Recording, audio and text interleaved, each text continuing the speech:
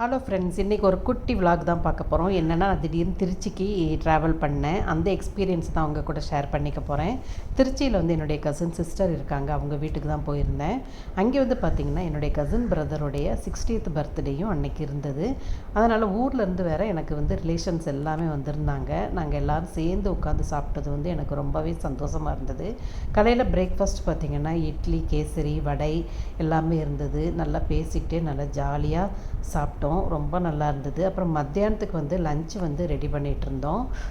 Lunch எல்லாம் ready பண்ணி வச்சுட்டு ஷாப்பிங் கிளம்பலாம் அப்படின்னு சொல்லிட்டு நாங்கள் எல்லாருமே, அதாவது நாங்கள் 3 பேரும் மாத்திரம் ஷாப்பிங் கிளம்பி போனோம். திருச்சியில் நான் பர்ச்சேஸ் பண்ணது கிடையாது, சுற்றி பார்த்ததும் கிடையாது, அந்த அளவுக்கு நான் வந்தது கிடையாது.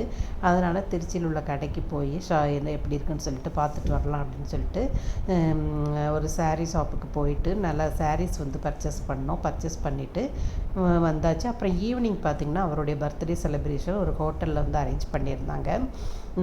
டின்னருமே அங்கே தான் ஏற்பாடு பண்ணியிருந்தாங்க. புஃபே ஏற்பாடு பண்ணியிருந்தாங்க. சாப்பாடு எல்லாமே ரொம்ப நல்லா இருந்தது. அதாவது வெஜ் அண்ட் நான்வெஜ் ரெண்டுமே இருந்தது. ஸ்டார்ட்டர்ஸும் எங்களுக்கு டேபிள்லே சர்வ் பண்ணாங்க.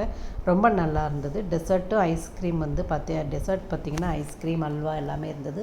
அதுவுமே நல்லா எல்லாம் சாப்பிட்டு நல்லா என்ஜாய் பண்ணோம். என்னுடைய இன்னொரு ப்ரோக்ராம் என்னென்னு பார்த்தீங்கன்னா, நான் ஜும்பா இன்ஸ்ட்ரக்டர் வித்யாவை மீட் பண்ணணும்னு சொல்லிட்டு மீட் பண்ணேன். அவங்களுடைய ப்ரோக்ராம் ஒன்று இருந்தது. அதை லைவாக பார்க்குறதுக்குள்ள ஆப்பர்ச்சுனிட்டி எனக்கு கிடைச்சிது. நல்லா ஜாலியாக என்ஜாய் பண்ணேன். வித்யா கூட நான் இருந்தது எனக்கு ரொம்ப ஹாப்பியான மூமெண்ட் இது.